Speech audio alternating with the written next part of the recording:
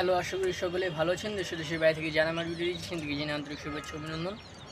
তো যেহেতু দুই থেকে তিন দিন ধরে প্রচুর পরিমাণ বৃষ্টি হচ্ছে এবং যেহেতু বৈশাখের শুরুতে প্রচুর পরিমাণ বৃষ্টি হয়, এটাই স্বাভাবিক। এবং বৈশাখের শুরুতে কালবৈশাখী ঝড় হয়েছে। বৈশাখের কিছুদিন আগে, শুরু হওয়ার আগে কিছুদিন আগে প্রচুর পরিমাণ ঝড় হয়েছে, কালবৈশাখী ঝড়।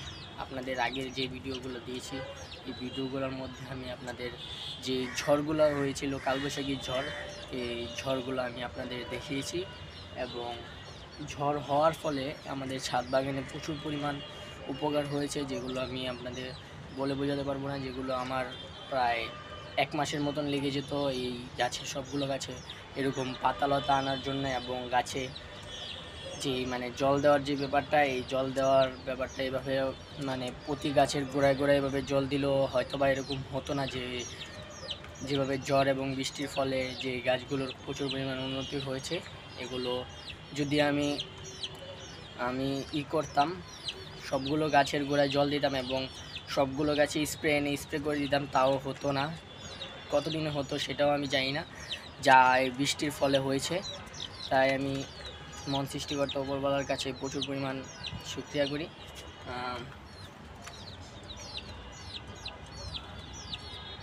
আর আমি আপনাদের আজকে দেখাবো যে আমাদের ছাদ বাগানে যে গাছগুলো রয়েছে, আশেপাশে প্রতিটি যে গাছগুলো রয়েছে, এই গাছগুলোর কী উপকার হলো এবং কী হলো। এবং আমাদের যে বেলগাছ এবং বেলগাছের গোড়ায় যে দাঁড়া গাছটা রয়েছে, এই দাঁড়া এবং বেলগাছটাকেও আপনাদের দেখাবো এই দুটা গাছের কী অবস্থা। তবে চলুন দেখানো যাক। আর পাশে যে মুরগির বাচ্চাগুলো আছে, এগুলোকে এখন ছেড়ে দেব। তবে এই যে আমাদের এই মুরগির বাচ্চাগুলো এখন ছাড়বো। আজকে সকালে খাবার দিয়েছিলাম, ফিড দিয়েছিলাম। ফিডের উপরে দেখি ফিডগুলো খাচ্ছে না ঠিক তেমনভাবে ভালো করে। তারপর ফিডের উপর দিয়েছিলাম কিছু হালকা একটু জল দিয়ে দিয়েছিলাম, এগুলো নরম হয়ে যাওয়ার ফলে যেন এগুলো ভালো করে খায়, কিন্তু ঠিক তেমন ভালোভাবে খায়নি। দেখুন, পুরো ছিটিয়ে পুরো অবস্থা খারাপ করে ফেলেছে। ওদের মুখের অবস্থা প্রচুর খারাপ হয়ে গিয়েছে। ওরা বের হওয়ার জন্য প্রচুর ছটফট করছে, যেন ওরা এই যে নিচে যে দুব্বা গাছগুলো রয়েছে, যেহেতু বৃষ্টিতে ওদের ছাড়া হয়নি এবং দুব্বাগুলো ঠিকভাবে দেখুন বেড়ে উঠেছে, এগুলো খাওয়া হয়নি প্রচুর পরিমাণ। দেখতে খুবই ভালো দেখাচ্ছে, কিন্তু ওদেরকে ছাড়ার পরবর্তীতে দেখবেন দুব্বাগুলো একদম সবগুলো একটা পাতাও ওরা ঠিক রাখবে না। তবে চলুন মুরগিগুলোকে ছাড়ি। বের হ।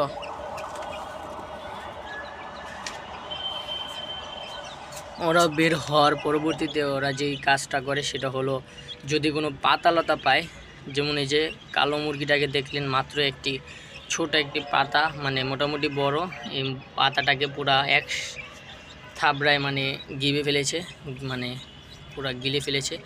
ওই আবার অন্য পাতাও করছে। আর ওরা ওই যে সবগুলো দুব্বায় এখন। আর আমি এই জিনিসটা বুঝি না, ওরা কেন এই প্লাস্টিকগুলা খায়। এই যে যেই বস্তাগুলো রয়েছে, বস্তাগুলো থেকে কী করে বস্তাগুলোর মধ্যে টানাটানি করে যেন এগুলো সাদা, এগুলো খেতে পারে। শুধু ওরা এগুলো খাওয়ার। আর দেখুন ওরা কী লেভেলের লাফালাফিগুলো করছে। আর যে উপকারটা হয়েছে সেটা আমি আপনাদের আজকের ভিডিওতে অল্প একটু দেখাবো, আর সামনের আরও ভিডিওতে আপনারা আশা করি পেয়ে যাবেন।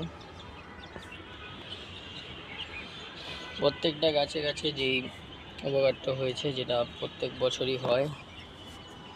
আগের যদি আপনারা 8 থেকে 9 মাস আগের ভিডিওগুলো দেখেন, তাহলে আপনারা দেখতে পারবেন। আর কিছুদিন পরে আমার এই ইউটিউব চ্যানেলের ভিডিওগুলো 1 বছর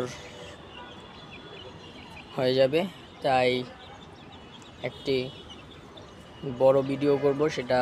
এবং আমি ইউটিউব লাইভে আসার চেষ্টা করব ওই দিন, যেদিন আমাদের ইউটিউব এবং ফেসবুকের 1 বছর পূর্তি উপলক্ষে আমি করব, একটা বড় ভিডিও বানাবো।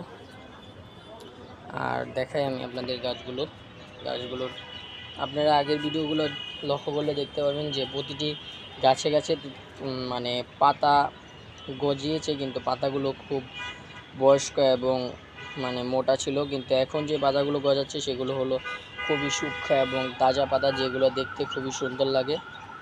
এটা আপনারা যদি সকাল 6টা এবং 5টার দিকে আপনারা দেখেন তাহলে খুবই আপনাদের ভালো লাগবে।